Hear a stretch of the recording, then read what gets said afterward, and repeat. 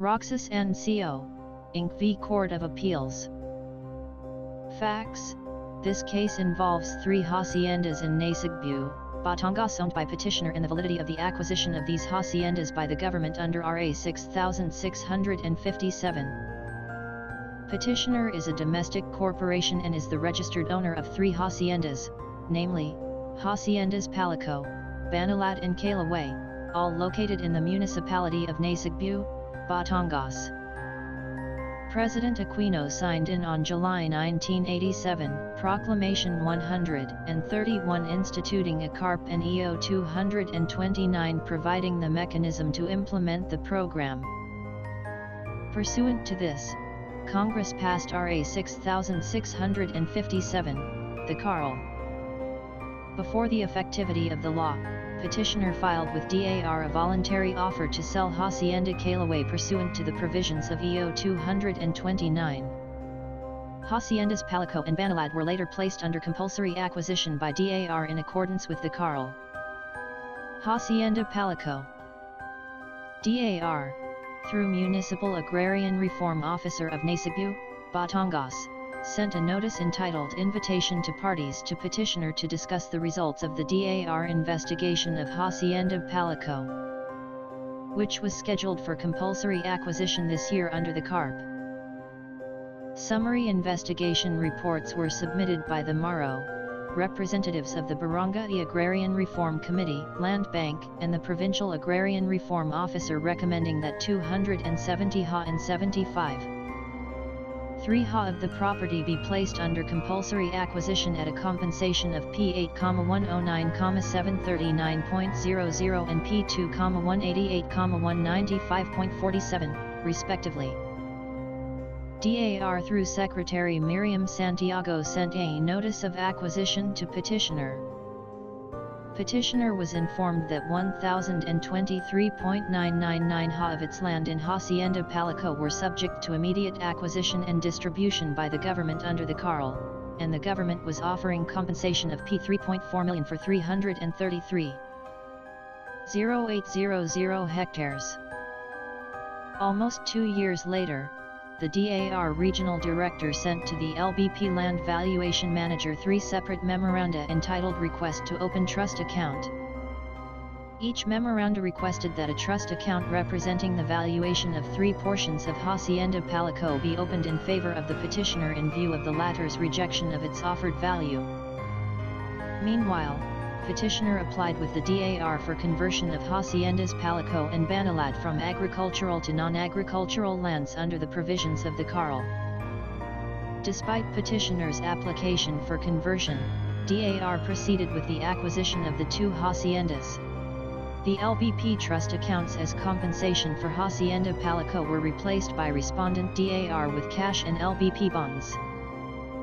On October 22, 1993, from the mother title of TCT number 985 of the Hacienda, DAR registered Certificate of Land Ownership Award number 6654. On October 30, 1993, CLOAs were distributed to farmer beneficiaries. Hacienda Banalad.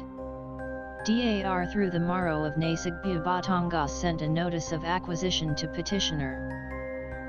Later, the MARO sent an invitation to parties again to Pimentel inviting the latter to attend a conference to discuss the results of the MARO's investigation over Hacienda Banalad.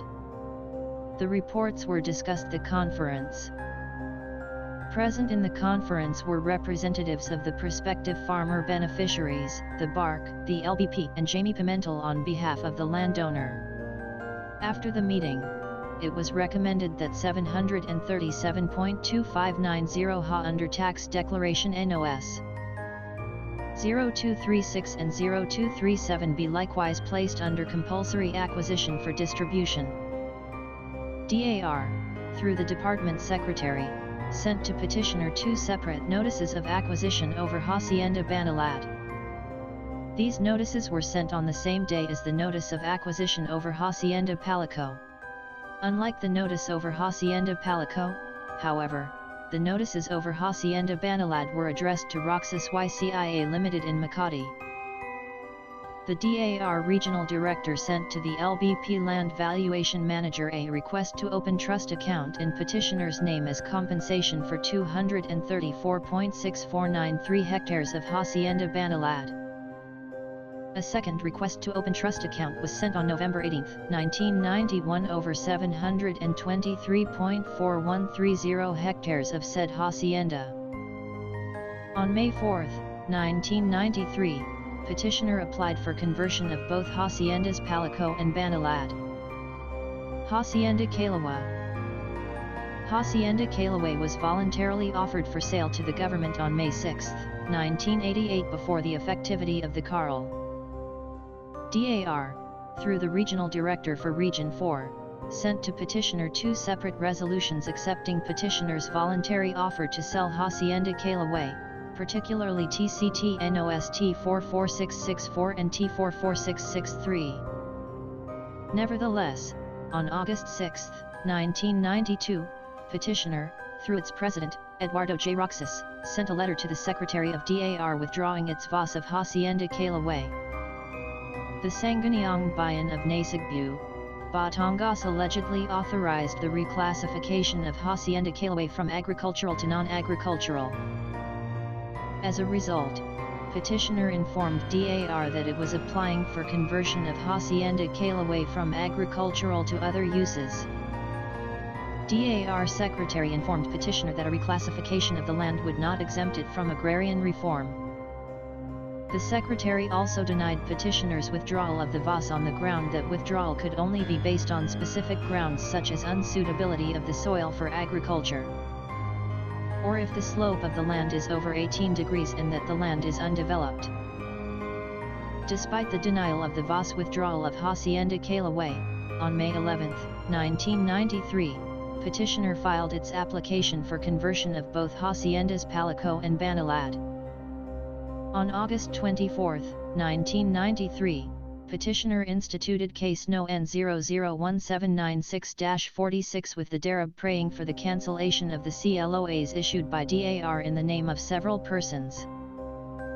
Petitioner alleged that the municipality of Nasugbu, where the haciendas are located, had been declared a tourist zone, that the land is not suitable for agricultural production, and that the Sangguniang Bayan of Nasugbu had reclassified the land to non-agricultural.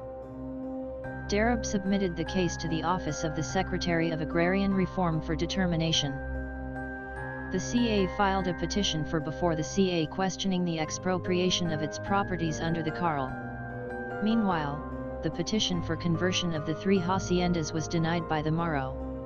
The CA then dismissed the petition.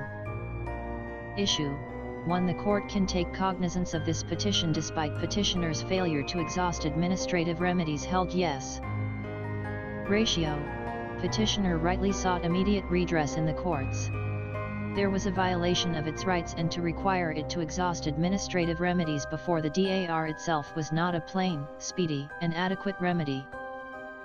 DAR issued CLOAs to farmer beneficiaries over portions of petitioner's land without just compensation to petitioner. A CLOA is evidence of ownership of land by a beneficiary under RA 6657. Before this may be awarded to a farmer beneficiary, the land must first be acquired by the state from the landowner and ownership transferred to the former.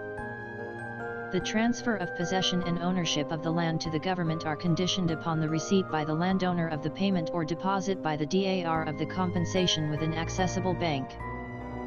Until then, title remains with the landowner. There was no receipt by petitioner of any compensation for any of the lands acquired by the government. The kind of compensation to be paid the landowner is also specific. The law provides that the deposit must be made only in cash or LBP bonds. DAR's opening of trust account deposits in petitioner's name with the land bank does not constitute payment under the law. Trust account deposits are not cash or LBP bonds. The replacement of the trust account with cash or LBP bonds did not ipso facto cure the lack of compensation, for essentially, the determination of this compensation was marred by lack of due process. In fact, in the entire acquisition proceedings, respondent DAR disregarded the basic requirements of administrative due process. Under these circumstances, the issuance of the CLOAs to farmer beneficiaries necessitated immediate judicial action on the part of the petitioner. Issue 1. The acquisition proceedings over the 3 haciendas were valid and in accordance with law. Held no ratio, mode of acquisition of land under RA 6657. 2 modes of acquisition of private land, compulsory and voluntary. In the compulsory acquisition of private lands, the land holding, the landowners, and the farmer beneficiaries must first be identified. After identification, the DAR shall send a notice of acquisition to the landowner, by personal delivery or registered mail, and post it in a conspicuous place in the municipal building and barangay hall of the place where the property is located. Within 30 days from receipt of the notice of acquisition, the landowner, his administrator, or representative shall inform the DAR of his acceptance or rejection of the offer. If the landowner accepts, he executes and delivers a deed of transfer in favor of the government and surrenders the certificate of title. Within 30 days from the execution of the deed of transfer, the LBP pays the owner the purchase price. If the landowner rejects the DAR's offer or fails to make a reply, the DAR conducts summary administrative proceedings to determine just compensation for the land. The landowner, the LBP representative and other interested parties may submit evidence on just compensation within 15 days from notice. Within 30 days from submission, the DAR shall decide the case and inform the owner of its decision and the amount of just compensation. Upon receipt by the owner of the corresponding payment, or, in case of rejection or lack of response from the latter, the DAR shall deposit the compensation in cash or in LBP bonds with an accessible bank. The DAR shall immediately take possession of the land and cause the issuance of a transfer certificate of title in the name of the Republic of the Philippines. The land shall then be redistributed to the farmer beneficiaries. Any party may question the decision of the DAR in the regular courts for final determination of just compensation. For a valid implementation of the CAR program, 2 notices are required: the notice of coverage and letter of invitation to a preliminary conference sent to the landowner, the representatives of the BARC, LBP, farmer beneficiaries and other interested parties pursuant to DARA. O number 12, series of 1989, and the notice of acquisition sent to the landowner under Section 16 of the CARL. The importance of the first notice, i.e., the notice of coverage and the letter of invitation to the conference, and its actual conduct cannot be understated. They are steps designed to comply with the requirements of administrative due process. The implementation of the CARL is an exercise of the state's police power and the power of eminent domain. To the extent that the CARL prescribes retention limits to the landowners, there is an exercise of police power for the regulation of private property in accordance with the Constitution. But where, to carry out such regulation, the owners are deprived of lands they own in excess of the maximum area allowed, there is also a taking under the power of eminent domain. The taking contemplated is not a mere limitation of the use of the land. What is required is the surrender of the title to and physical possession of the said excess and all beneficial rights accruing to the owner in favor of the farmer beneficiary. The Bill of Rights provides that no person shall be deprived of life, liberty, or property without due process of law. The CARL was not intended to take away property without due process of law. The exercise of the power of eminent domain requires that due process be observed in the taking of private property. The notice requirements under the CARL are not confined to the notice of acquisition set forth in Section 16 of the law. They also include the notice of coverage first laid down in DARAO number 12, series of 1989 and subsequently amended in DARAO number 9, series of 1990 and DARAO number 1, series of 1993. This notice of coverage does not merely notify the landowner that his property shall be placed under CARP and that he is entitled to exercise his retention right, it also notifies him, pursuant to DARAO number 9, series of 1990, that a public hearing shall be conducted where he and representatives of the concerned sectors of society may attend to discuss the results of the field investigation, the land valuation and other pertinent matters. Under DARAO Number 1, series of 1993, the notice of coverage also informs the landowner that a field investigation of his land holding shall be conducted where he and the other representatives may be present. Compulsory acquisition of Hacienda Palico and Banalad. In the case at bar, DAR claims that it, through Mauro Leopoldo C. Lejano, sent a letter of invitation entitled Invitation to Parties dated September 29, 1989 to petitioner, through Jamie Pimentel, the administrator of Hacienda Palico. The invitation was received on the same day it was sent as indicated by a signature and the date received at the bottom left corner of said invitation. With regard to Hacienda Banalad, DAR claims that Pimentel, administrator also of Hacienda Banalad, was notified and sent an invitation to the conference. Pimentel actually attended the conference on September 21, 1989 and signed the minutes of the meeting on behalf of petitioner. The minutes was also signed by the representatives of the BARC, the LBP, and farmer beneficiaries. No letter of invitation was sent or conference meeting held with respect to Hacienda Calaway because it was subject to a voluntary offer to sell to DAR.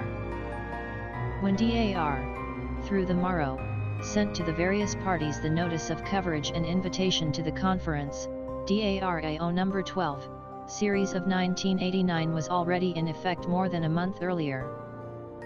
The operating procedure in DAR Administrative Order number 12 does not specify how notices or letters of invitation shall be sent to the landowner, the representatives of the BARC, the LBP, the farmer beneficiaries and other interested parties. The procedure in the sending of these notices is important to comply with the requisites of due process, especially when the owner, as in this case, is a juridical entity. Petitioner is a domestic corporation, and therefore, has a personality separate and distinct from its shareholders, officers, and employees. Jamie Pimentel is not the president, manager, secretary, cashier, or director of Petitioner Corporation. Is he, as administrator of the two haciendas, considered an agent of the corporation? The purpose of all rules for service of process on a corporation is to make it reasonably certain that the corporation will receive prompt and proper notice in an action against it. Service must be made on a representative so integrated with the corporation as to make it a priori supposable that he will realize his responsibilities and know what he should do with any legal papers served on him, and bring home to the corporation notice of the filing of the action. Petitioner's evidence does not show the official duties of Pimentel as administrator of petitioner's haciendas. The evidence does not indicate whether Pimentel's duties is so integrated with the corporation that he would immediately realize his responsibilities and know what he should do with any legal papers served on him. At the time the notices were sent and the preliminary conference conducted, petitioner's principal place of business was listed in DAR's records as Soriano Building, Plaza Cervantes, Manila, and 7th FLR Cacho Gonzalez Building, 101, Aguirre St. Makati, Metro Manila. Pimentel did not hold office at the principal place of business of petitioner. Neither did he exercise his functions in Plaza Cervantes, Manila, nor in Cacho Gonzalez Building, Makati, Metro Manila. He performed his official functions and actually resided in the haciendas in Nasugbu, Batangas, a place over 200 kilometers away from Metro Manila. Curiously, DAR had information of the address of petitioner's principal place of business. The notices of acquisition over Haciendas Palico and Banalad were addressed to petitioner at its offices in Manila and Makati. These notices were sent barely 3 to 4 months after Pimentel was notified of the preliminary conference. Why DAR chose to notify Pimentel instead of the officers of the corporation was not explained by the said respondent. Nevertheless, assuming that Pimentel was an agent of Petitioner Corporation, and the notices and letters of invitation were validly served on petitioner through him, There is no showing that Pimentel himself was duly authorized to attend the conference meeting with the Maro, Bark, and LBP representatives and farmer beneficiaries for purposes of compulsory acquisition of petitioners' land holdings. Even DAR's evidence does not indicate this authority. On the contrary, petitioner claims that it had no knowledge of the letter invitation, hence could not have given Pimentel the authority to bind it to whatever matters were discussed or agreed upon by the parties at the preliminary conference or public hearing. Notably, 1 year after Pimentel was informed of the preliminary conference, DARAO No. 9, series of 1990 was issued, and this required that the notice of coverage must be sent to the landowner concerned or his duly authorized representative. Assuming further that petitioner was duly notified of the carp coverage of its haciendas, the areas found actually subject to carp were not properly identified before they were taken over by DAR. The acquisition of the land holdings did not cover the entire expanse of the 2 haciendas, but only portions thereof. Hacienda Palico has an area of 1,024 hectares and only 688.7576 hectares were targeted for acquisition. Hacienda Banalad has an area of 1,050 hectares but only 964.0688 hectares were subject to carp. The haciendas are not entirely agricultural lands. In fact, the various tax declarations over the haciendas describe the land holdings as sugarland, and forest, sugarland, pasture land, horticulture, and woodland. Upon receipt of this notice, therefore, Petitioner Corporation had no idea which portions of its estate were subject to compulsory acquisition, which portions it could rightfully retain. Whether these retained portions were compact or contiguous, and which portions were excluded from carp coverage. Even respondent DAR's evidence does not show that petitioner, through its duly authorized representative, was notified of any ocular inspection and investigation that was to be conducted by respondent DAR. Neither is there proof that petitioner was given the opportunity to at least choose and identify its retention area in those portions to be acquired compulsorily. The right of retention and how this right is exercised is guaranteed in Section 6 of the Carl Voluntary Acquisition of Hacienda Calaway.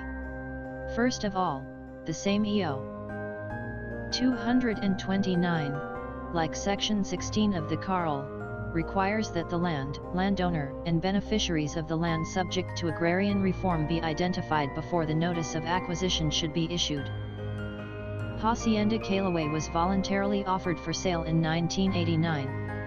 The hacienda has a total area of 867.4571 hectares and is covered by 4 titles. In 2 separate resolutions, both dated January 12, 1989, DAR, through the regional director, formally accepted the VAS over 2 of these 4 titles.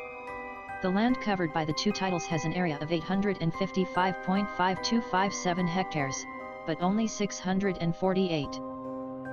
8,544 hectares thereof fell within the coverage of RA.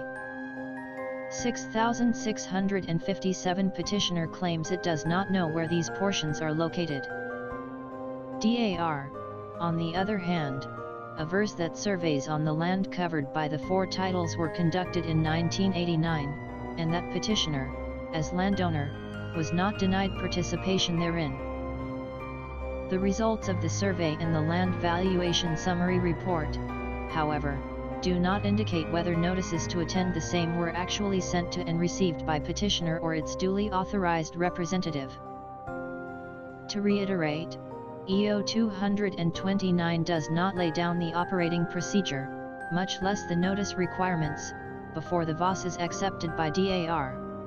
Notice to the landowner, however, cannot be dispensed with. It is part of administrative due process and is an essential requisite to enable the landowner himself to exercise, at the very least, his right of retention guaranteed under the Carl. Issue. Assuming the haciendas may be reclassified from agricultural to non-agricultural, 1. This court has the power to rule on this issue. Held no ratio, it is petitioner's claim that the 3 haciendas are not subject to agrarian reform because they have been declared for tourism, not agricultural purposes. In 1975, then-President Marcos issued Proclamation No. 1520 declaring the municipality of Nasugbu, Batangas a tourist zone. Lands in Nasugbu, including the subject haciendas, were allegedly reclassified as non-agricultural 13 years before the effectivity of RA 6657. In 1993, the regional director for Region 4 of the DA certified that the haciendas are not feasible and sound for agricultural development. On March 20, 1992, pursuant to Proclamation No. 1520, the Sangguniang Bayan of Nasugbu, Batangas adopted Resolution No. 19 reclassifying certain areas of Nasugbu as non-agricultural. This resolution approved Municipal Ordinance No. 19, Series of 1992, the revised zoning ordinance of Nasugbu, which zoning ordinance was based on a land use plan for planning areas for new development allegedly prepared by the University of the Philippines.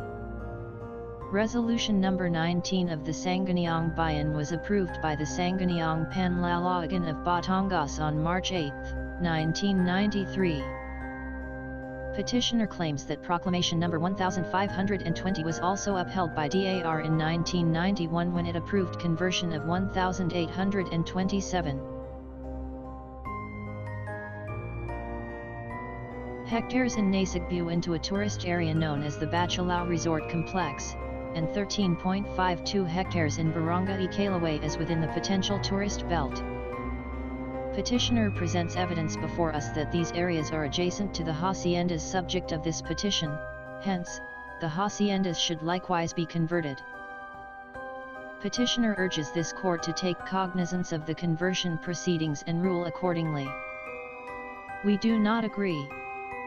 DAR's failure to observe due process in the acquisition of petitioner's land holdings does not ipso facto give this court the power to adjudicate over petitioner's application for conversion of its haciendas from agricultural to non-agricultural.